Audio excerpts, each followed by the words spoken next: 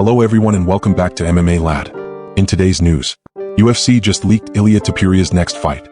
During UFC Vegas 105, a graphic on the UFC Espanol broadcast may have just leaked a fight announcement we weren't supposed to see.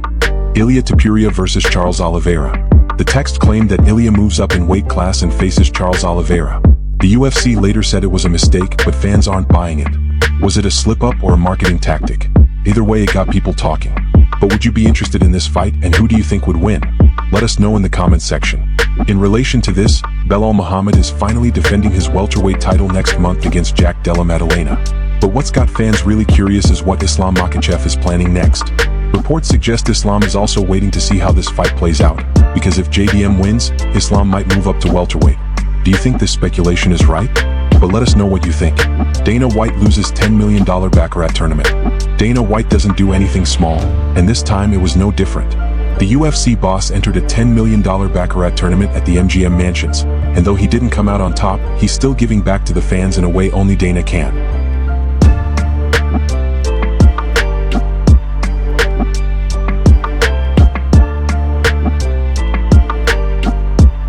Dana gave fans a virtual tour, joking about how big the place was before heading into competition mode.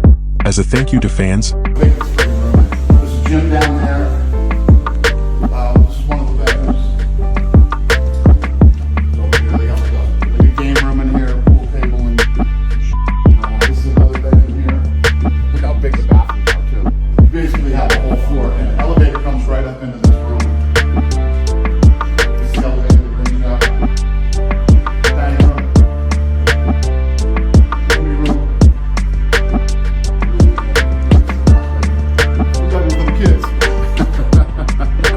Here we go, let's win this thing. Dana is giving away a $1,000 bill from 1934 and 1.5 ounces of gold to 2 lucky people. What's up, everybody? So I played in the Baccarat tournament at the MGM Mansions. I lost, I'm out. I'm the loser, but you're not. So this is what they gave us in the invitations. That's a $1,000 bill from like 1934. And this is an ounce and a half of gold. So 2 of you will have the opportunity to win this. I haven't figured out how I'm going to do it yet, but stay tuned. Knowing Dana, it'll be big. So stay tuned as the man said. And before we continue, make sure to leave a like and subscribe to support the channel. Lerone Murphy calls for title shot after dominating Josh Emmett at UFC Vegas 105. Lerone Murphy stayed undefeated at 16-0 with a slick calculated win over veteran Josh Emmett. He picked Emmett apart with crisp striking and controlled distance perfectly. But after the fight, Murphy couldn't help but wonder, what if he had gotten the finish? Despite not getting the stoppage, Murphy delivered a technical masterclass. I knew he was going to come out heavy hands and try and knock me out, obviously, but we stuck to the game plan and just picked him off at range. To be honest, I thought I was going to push a bit more in the 4th and 5th, but Josh was there, man. He was tough. He took my best shots. I knocked him down in the 4th or 5th round, and I wanted to get the finish, but yeah, they're going to come. They're going to come. Nah, not really. I knew he was going to wrestle as well. My wrestling defense was good. Got up when he needed to. Do submission attempts there as well, and yeah, I fought a good fight. The biggest statement would have been a finish, obviously. It's still a masterclass, but I wanted to get the finish. If I would have got the finish, I would have definitely been calling for a title shot. Maybe let's have one more fight. It's a great matchup. Both are great fighters, top quality fighters and best fighters in the division right now. So I'm looking forward to that fight and may the best man. He made it clear he's ready for the next step and eyes the winner of Alexander Volkanovski versus Diego Lopez. Do you think he deserves a title shot yet? Kamaru Usman says Belal Muhammad's trash talk sounds a lot like Colby Covington. Is Belal Muhammad taking notes from Colby Covington? Kamaru Usman thinks so. While speaking about Belal's recent comments, according to Usman, there's a line between hyping a fight and going too far, and he thinks Belal is forging that line in a way that feels familiar to what Colby did to climb the ranks. But I mean, is that too low? Is Belal Muhammad going a little too low, bro, on that? Especially, you know, he's not, you know, listen, I don't think guy, Muslim. I don't think that's is that too much, Kamaruddin? I don't think that's what, you know, that's very Muslim-esque. I don't think that, we don't care about that, you know. So it is what it is, you know. Like you said before, this is a guy that really is, for as much as you say you don't like Covington for what Covington did to get to the top of the division and how he talks to people, you're not far from it right now. And I think a lot of fans see that, and a lot of fans understand that as well. But it is what it is. These two guys so you're gonna put them at the Kobe level. I mean, the Middle Eastern Kobe level. Is that fair to say? Listen, it is what it is. For what it is, at least these two guys are going to be able to step in there and actually, settle it. So, I mean, I'm excited for that. I think that fight is taking place May 10th, I believe, in Canada. So, hey, that's going to be a good one. That's going to be a good one. Do you agree with him? Tom Aspinall breaks down UFC heavyweights in one word. UFC interim heavyweight champ Tom Aspinall had a little fun describing his fellow big men in one word. Here's how he summed up the division. FUNKMASTER. Swinger. Derek Lewis. Powerful. Marcin Tybura. Experienced. Spivak. It's a few words, but hit and miss. Almeida. Grappler. Blades. Problem for most of the guys. Pavlovich. Dangerous. Volkov. Tall. Cyril Gang. Movement. Tom Aspinall. Mystery. John Jones. Legend. Gotta be nice on that one. Say legend. Aljamain Sterling's encounter with John Jones changed his entire outlook. Aljamain Sterling revealed a story that completely shifted how he saw the fight game, thanks to John Jones. Sterling, who went to college with John during their early years, thought Jones was the ultimate disciplined warrior. But one night, while Aljo was staying sober before a fight, he bumped into Jones at a bar, and Jones was literally drowning himself in drinks. Remember, I told the story about the John Jones meetup at the bar. Remember, I went to school with him my freshman year, his sophomore year, before he became a UFC fighter, and before that was even a thought. And, we partied a lot, blah, blah, blah. He drops out, I transfer. I see all his videos and pictures of him doing cool shit in the cage, grappling matches, fighting, knocking people out, submitting them, and I'm like, yo, bro, I want to try this. I meet him, I'm thinking I gotta live the life of a monk, I gotta be super disciplined. I'm thinking this is what John Jones is doing, this is why he's killing these guys, because he's just here when it comes to the mental and the sacrifice and everything, the dedication. And then I see him at the bar, maybe 2 or 3 fights into the UFC. He's probably got a fight like the week later, and he's getting smashed, drinking, having a good time, and he's offering me a drink. And I'm like, nah, I got a fight in 5 weeks. Wait, you're fighting like tomorrow, bro. Like, I'm confused. What the hell is happening right now? And this changed my mindset. And I gave up all the things that I enjoyed in life that made training more enjoyable. But I was like, the sacrifice.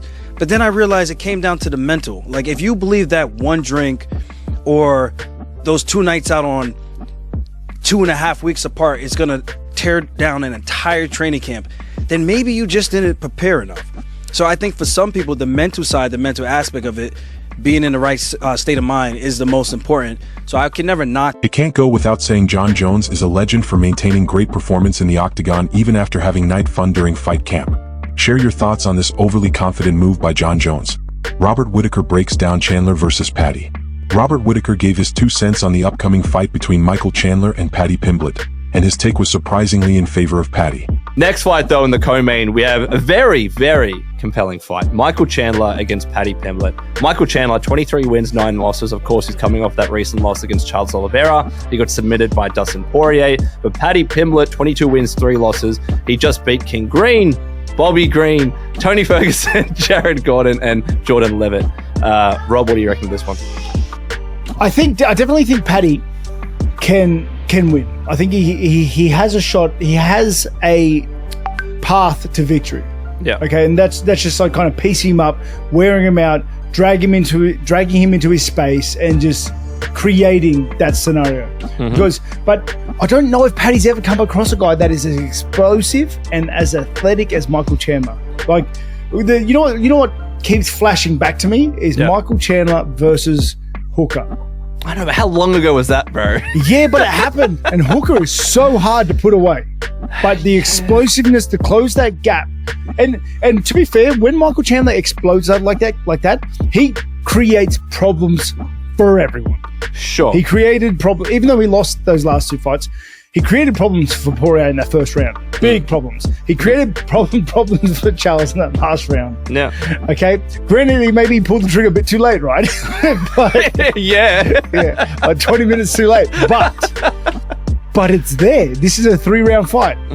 3-round fight against Paddy, who I don't think has ever come across a guy as explosive and as experienced as Michael Chandler. Like, when I say experienced, I mean his experienced high-level fights.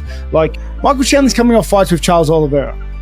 Paddy's coming off a fight with King Green. Okay, there is a discrepancy there. Yeah, of course. Yeah. Okay, and there's a certain discrepancy with your mental prowess going into it. With the mental prowess, your eyes, your reaction, all that. It's all a part of it. And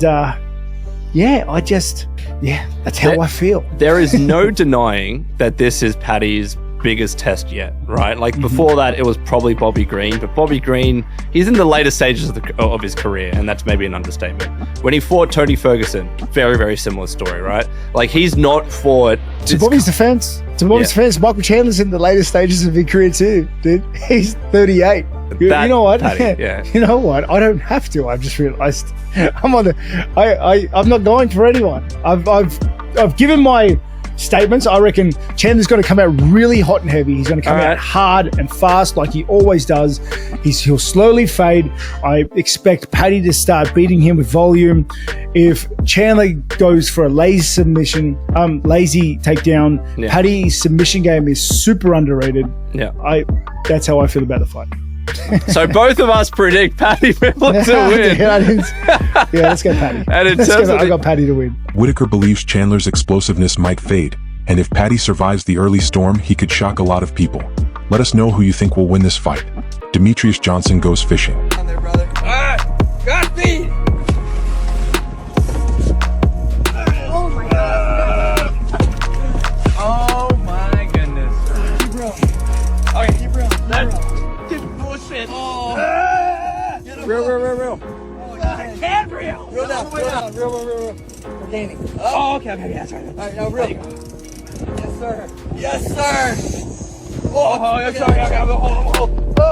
Oh, he's coming up. Oh, he's a giant. Oh, he's good. Here? Yeah. Holy shit.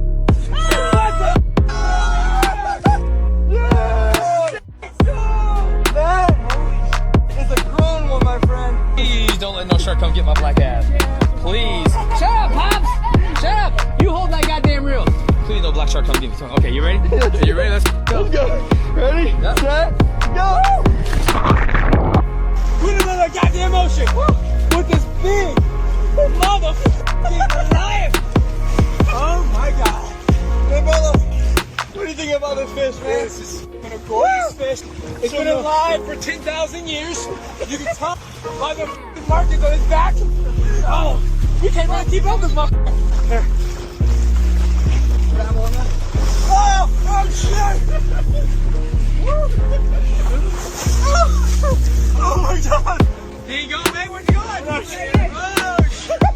Hold that fish, Alex! Out here with Demetrius Johnson. 15-time MMA champion. What do you think about this giant Goliath? Beautiful giant Goliath. How did he fight? He was fighting. I 1,000% he didn't quit. They did. As we wrap it up, who do you think Ilia should fight next? Islam Makhachev or Charles Oliveira? Let us know what you think by leaving a comment down in the comment section. And if you enjoyed the updates, be sure to smash that like button and subscribe to the channel for daily MMA news. Thanks for watching, guys. See you in the next one.